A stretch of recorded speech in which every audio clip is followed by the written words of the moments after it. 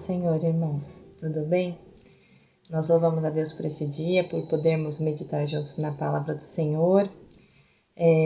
Nós vamos orar para começar a aula, amém? Senhor Jesus, nós nos colocamos diante de Ti, Pai. Senhor, agradecemos a Ti pela Tua obra nas nossas vidas, pela Tua obra na nossa igreja, Senhor. E pedimos a Ti, Senhor, Deus, ajuda-nos, Senhor, Deus, nesta meditação. Senhor, fala conosco, Senhor. Ó Pai, que a Tua palavra, Senhor, Deus, caia, Senhor, numa boa terra, Senhor, para frutificar, Senhor. Eu coloco também a minha vida, Senhor, ajuda-me, Senhor, Deus, a falar somente conforme a Tua vontade, Pai. Nós oramos a Ti e Te agradecemos em nome de Jesus. Amém. Irmãos, nesses próximos domingos, nós vamos falar um pouco sobre igreja. Quando a gente fala em igreja, quais são os primeiros textos que vêm à mente dos irmãos? A gente pode falar em Efésios, a gente pode falar em 1 Coríntios, 2 Coríntios, não é? Mas nós vamos meditar sobre igreja em alguns textos do Evangelho, principalmente alguns textos do Evangelho. Porque ali, Jesus e os discípulos já davam ensinavam algumas coisas muito importantes sobre o que seria a igreja. Então, nós vamos meditar nestes textos. Nós vamos falar um pouquinho sobre como Jesus constituiu essa igreja, quais foram os ensinamentos que ele deu. Foram muitos, nós não vamos meditar em todos os aspectos, mas nós vamos meditar em alguns aspectos que nós consideramos ser importantes para esse momento, amém? Na nossa aula de hoje, na verdade, em todas essas próximas aulas, nós temos um texto que é o texto-chave, ou são os 2 versículos-chave, na verdade, para nós podermos meditar e explorar esses versículos. Nosso versículo-chave, então, está lá em Mateus, capítulo 16, versículos 18 e 19. Pois também eu te digo que tu és Pedro, e sobre esta pedra edificarei a minha igreja, e as portas do inferno não prevalecerão contra ela. E eu te darei as chaves do reino dos céus, e tudo o que ligares na terra será ligado nos céus, e tudo o que desligares na terra será desligado nos céus. Este é o nosso versículo-chave de todas essas aulas, né? Mas leiamos, irmãos, o texto que vem antes desse versículo.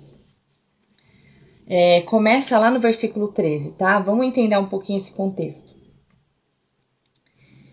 A partir do versículo 13, Mateus 16 diz assim: E chegando Jesus às partes de Cesareia de Filipe, interrogou os seus discípulos, dizendo: Quem dizem os homens ser o Filho do Homem?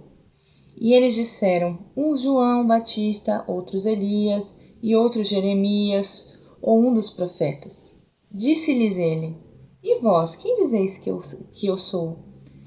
Respondendo Simão Pedro disse, Tu és o Cristo, o Filho do Deus vivo. E Jesus respondendo, disse-lhe, Bem-aventurado és tu, Simão Barjonas, porque não foi carne e sangue quem tu revelou, mas meu Pai que está nos céus. Pois também eu te digo que tu és Pedro, e sobre esta pedra edificarei a minha igreja, e as portas do inferno não prevalecerão contra ela. E eu te darei as chaves do reino dos céus, e tudo o que desligares na terra será desligado nos céus, e tudo que... vamos voltar um pouquinho. E tudo que ligares na terra será ligado nos céus, e tudo que desligares na terra será desligado nos céus. Irmãos, esse texto traz muitos ensinamentos sobre igreja e a gente vai explorá-lo bastante nas próximas aulas. Vamos meditar bastante nesse texto. Esse momento na vida dos discípulos com Jesus ocorreu depois da segunda multiplicação dos pães. E se os irmãos se lembram, logo depois dessa confissão de Pedro, né, as Bíblias a corrigida, atualizada, trazem um subtítulo, né, que se chama a Confissão de Pedro. Logo depois dessa confissão, Jesus conta pela primeira vez aos discípulos que ele deve padecer, que ele vai morrer, né? Então, é esse contexto. Depois a gente sabe que aquele momento que Pedro fala de forma nenhuma, Jesus, né? Então, é esse momento de que nós estamos falando, né? É importante dizer também, nós lembrarmos, que é a primeira vez que Jesus fala a palavra igreja, é a primeira vez que aparece igreja nos evangelhos, né? E igreja, irmãos, naquele momento não tinha o significado que tem para nós hoje. Se nós falamos em igreja, né, na nossa língua, em outras línguas, hoje o significado de igreja para nós é muito claro. Mas naquele momento, igreja não era igreja, né? Igreja, no grego, se chama eclésia ou eclesia, né? E o significado dessa palavra é reunião de cidadãos chamados para fora de seus lares, para algum lugar público, para uma assembleia. Então vejam só, naquele momento, igreja, quando se falava eclésia, né, era um momento, era utilizado por uma assembleia qualquer, né? E Jesus ali naquele momento, com os discípulos, ele estava falando minha eclésia, minha igreja. Então ele estava estipulando que existiria uma assembleia diferente das outras, que tinha as características de Jesus, né? Vamos guardar essa definição, né? A gente também tem que pensar naquilo que a gente já entende como igreja, né? Mas entender que naquele momento, para os discípulos, igreja não é aquilo que é para nós hoje, porque a gente já sabe tudo o que aconteceu depois, não é? Então vamos saber o que nós sabemos sobre igreja, lembrar que essa igreja, naquele momento, eram cidadãos que saíam para fora de seus lares para uma assembleia, né? Para nós pensarmos, lembremos que a gente está falando de igreja durante as próximas aulas, amém? O trechinho que nós vamos pegar hoje é um pedacinho do versículo 18. Nós vamos meditar sobre esse pedacinho. Então, o pedacinho é: pois também eu te digo que tu és Pedro, e sobre esta pedra edificarei a minha igreja. Nós já ouvimos falar bastante dessa pedra, né? Nosso pastor, apóstolo Osni, já falou, né, algumas vezes sobre a diferença de Pedro e de pedra. Vamos nos aprofundar nisso, amém? Então vamos lá, ó. Petros, que é o que Jesus usa para se dirigir a Pedro, quando ele fala eu te digo que tu és Pedro, é a palavra Petros. E aí, o significado no grego é uma rocha ou uma pedra, tá? E Petra, que quando ele fala sobre esta pedra edificarei a minha igreja, o significado de Petra é rocha, penhasco ou cordilheira de pedra, rocha projetada, penhasco, solo rochoso. Então, assim, irmãos, vamos pensar numa construção antiga, né? Hoje a gente usa aqueles pedacinhos de pedra bem pequenininhos, fazer o cimento, né? Naquele momento, as pedras, né? Esses petros, eram aqueles pedaços de pedra que pareciam para nós um paralelepípedo, um pouco maior, para fazer as construções, né? Não existiam, assim, tijolos da forma como a gente constrói as nossas casas hoje, né? As casas eram feitas, né? As construções eram feitas de outras formas, e eram essas pedras que eram colocadas nas construções. Então não é uma pedrinha pequenininha, tá? E Petra, irmãos, não é uma pedra grande, é uma pedra do tamanho de uma montanha, né? Uma cordilheira, né? Olha lá, uma rocha projetada, um penhasco. Então, vamos pensar nisso, né? Existe uma grande diferença de Petros e de Petra, tá? A Igreja Católica ainda sustenta, né, que quando Jesus falou esse texto, né, quando ele fez essa declaração a Pedro, Jesus estava instituindo Pedro como fundamento da igreja. Lá na igreja, na Basílica de São Pedro, que é a sede da Igreja Católica em Roma, nós sabemos, né, né? Os estudos dizem que Pedro morreu em Roma.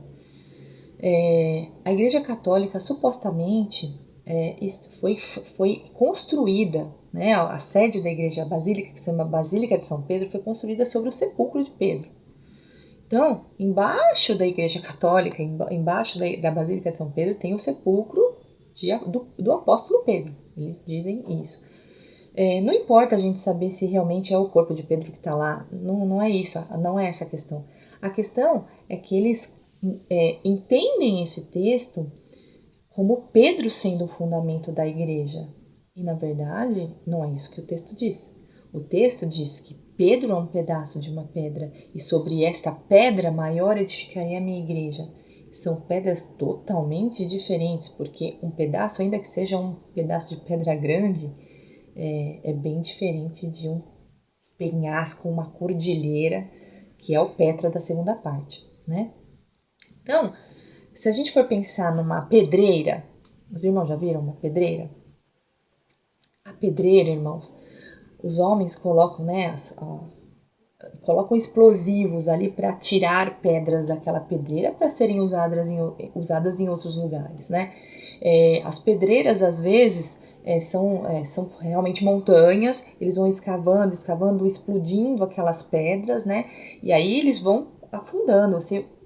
Nós vemos fotos de pedreiras na internet, né? Que eu dei uma pesquisada. A gente vê fotos de pedreiras que estão na montanha e fotos de pedreiras que já estão cavocando, porque essa pedra, né? Ela não é uma pedra que fica lá apoiada em cima de uma terra e só isso. Ela é profunda. Então a escavação começa em cima e vai para baixo da terra. Então, nós estamos falando de uma pedra gigantesca que está sobre a terra, tá? Então, irmãos, se nós vamos pensar, né? Se nós estivermos numa pedreira e colocarmos os explosivos, esses pedaços de pedra que saíram daquela pedreira específica e um estudioso for analisar a essência daquela pedra, ele vai ver que todas aquelas pedras têm a mesma essência, têm as mesmas características. Por quê? Porque elas foram extraídas da mesma pedra. Não é verdade? Todas as pedras daquela pedreira têm as mesmas características, porque foram extraídas da mesma pedra, né? E nosso estudo, se a gente está pensando em Jesus como essa grande pedra, e Pedro, como um pedaço dessa pedra, nós vamos chegar aqui. Pedro tem a mesma essência do Senhor, né? Jesus é essa grande pedra e Pedro está sendo chamado de pedaço desta grande pedra. É óbvio que Pedro não seria a única pedra tirada da grande rocha, né? Nós já sabemos por outros textos e ele mesmo, depois nós vamos ver, ele usa essa mesma figura, né? Mas Jesus estava estabelecendo ali que ele mesmo seria o fundamento, essa grande rocha, o fundamento da igreja, né? E outras pedras tiradas dele reconstituiriam essa grande pedra que era ele.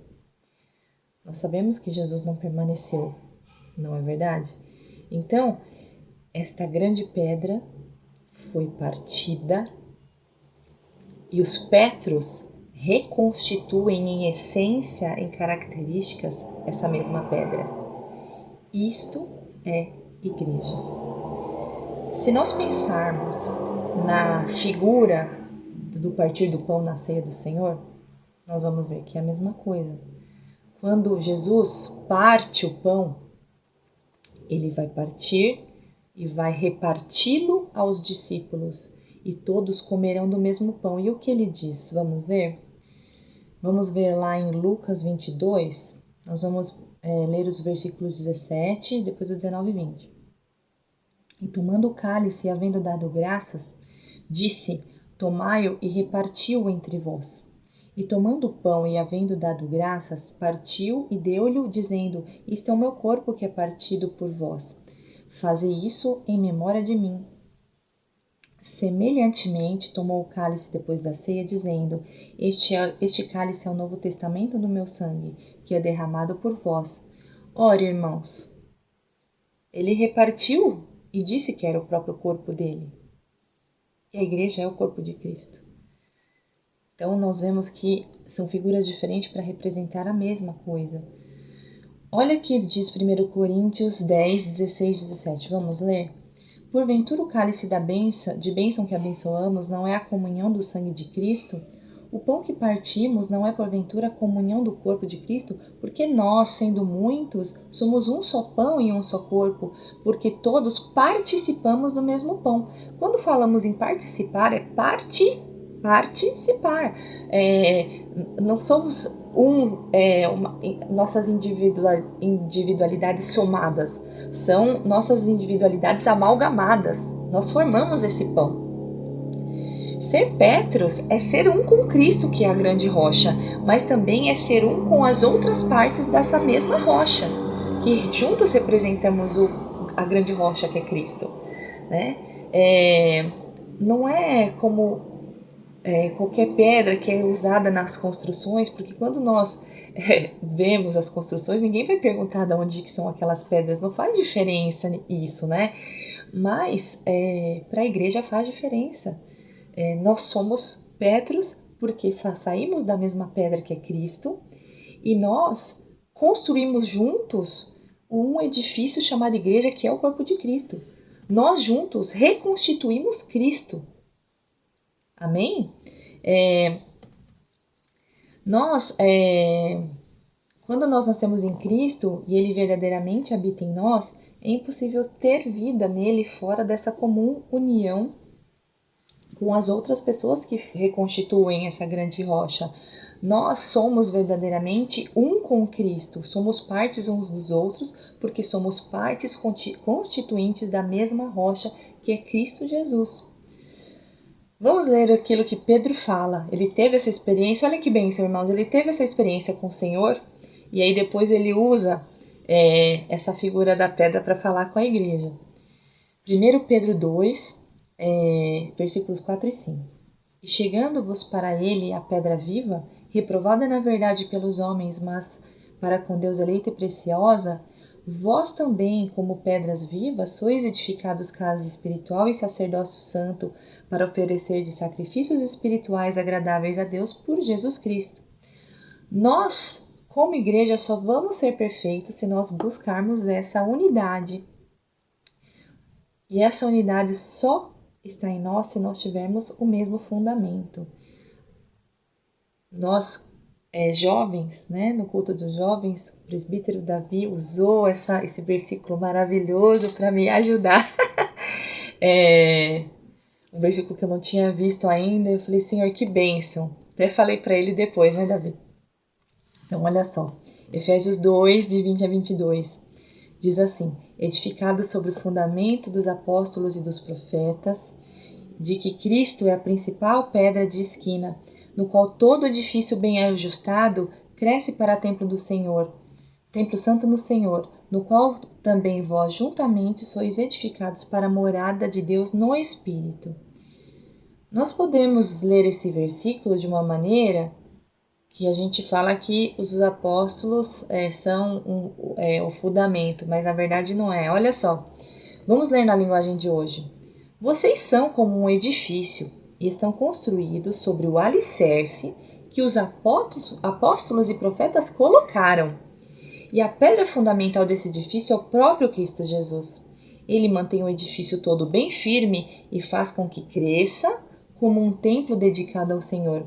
Assim vocês também, unidos com Cristo, estão sendo construídos junto uns com os outros para se tornarem uma casa onde Deus vive por meio do seu Espírito. Vejam, irmãos, que esse texto mostra que essa casa só cresce se nós temos o mesmo fundamento, nós estamos sendo edificados junto uns com os outros para que essa casa vá se aperfeiçoando. E aí, irmãos, nós pensamos, né, que isso vem totalmente na contramão daquilo que é o mundo hoje. Nós vivemos um mundo em que a individualidade das pessoas, vemos, por exemplo, a personalização, né, de carro, de bens materiais, né? Tudo é personalizado, né? A gente pensa nessa. A gente vê que essa individualidade, a individualidade é muito, vamos dizer, valorizada. O indivíduo é muito valorizado. Mas nós, como igreja, nós temos que ir na contramão disso mesmo, irmãos. Por quê? Porque a obra de Cristo não é uma obra individualista. E esse é o cuidado que nós temos que tomar como igreja. Nós somos, cada um é uma pedra, mas nós fazemos parte uns dos outros, não é verdade? Eu não posso ser um templo do Espírito Santo, como nós lemos o texto, nós somos um templo do Espírito Santo, nós lemos lá em 1 Coríntios isso, mas nós só somos um templo do Espírito Santo, nós individualmente, se nós somos parte uns dos outros. Senão nós não seremos templo do Espírito Santo. Nós só somos templo se nós fazemos parte de uma igreja que nos fundamenta e nos faz templo uns com os outros. Senão, não é possível ser igreja longe da igreja. Não é possível ser um templo do Espírito Santo sem ter essa comum união com a igreja de Cristo. Se nós não participamos, né, como igreja, nós não construiremos este templo sozinhos, né? Nós somos a igreja de Cristo. Nós somos igreja somente se nós estivermos fundamentados com Cristo e fazermos parte da igreja, como um Petros dessa grande pedra, não é? Se nós pensarmos num edifício, nós vamos ver que um edifício com buracos no lugar onde deveria existir uma pedra, um tijolo, edifício com rachaduras, com falhas, ele vai estar incompleto. E não somente incompleto, mas ele vai estar vulnerável às ações do tempo. Então vamos pensar que ali onde deveria haver um tijolo, um Petros, tem um buraco, né? E o que vai acontecer? Se chover demais, a água vai entrar. O vento vai adentrar ali por aquele lugar. A estrutura pode ser que fique abalada, né? E se torna um lugar vulnerável à ação de malfeitores, por exemplo. Não é verdade? Você tem uma janela aberta ali naquela construção, né? E nós sabemos que essa não é a igreja perfeita, não é a construção perfeita, conforme os textos que nós lemos. O texto de Efésios também fala desse crescimento que só se dá se houver unidade. Nós temos ouvido ultimamente o pastor, né, nosso pastor falar sobre isso. E o texto de Efésios mostra claramente isso.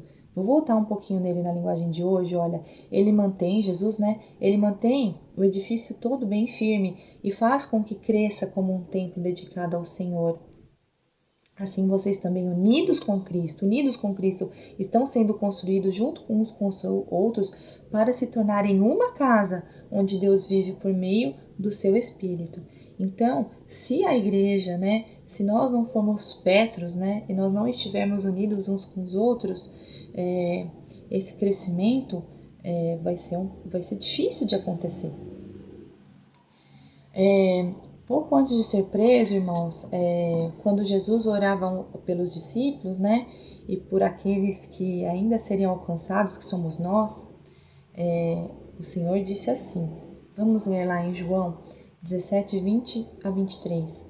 Eu não rogo somente por estes, mas também por aqueles que pela sua palavra hão de crer em mim, para que todos sejam um, como tu, ó Pai, o és em mim, e eu em ti, que também eles sejam um em nós, para que o mundo creia que tu me enviaste, e eu dei-lhes a glória que a mim me deste, para que sejam um como nós somos um, eu neles e tu em mim, para que eles sejam perfeitos em unidade e para que o mundo conheça que tu me enviaste a mim e que tens amado a eles como tens amado a mim. E nós vemos nesse texto que quando ele fala que ele é um com o Pai, ele também fala que ele é um em nós. E essa unidade, a gente vai voltar ali um pouquinho, para que o mundo creia que tu me enviaste. Esse para que, nós vamos ver depois, ele aparece muitas vezes. Para que o mundo creia. Então, essa unidade, né, o nós sermos Petros verdadeiramente, Petros no sentido que nós vimos, essência dessa grande pedra e parte uns dos outros, isso vai fazer com que o mundo veja Cristo em nós, como igreja e como indivíduos. É algo muito sério, muito grave isso que Jesus diz. É a oração que ele faz ao Pai.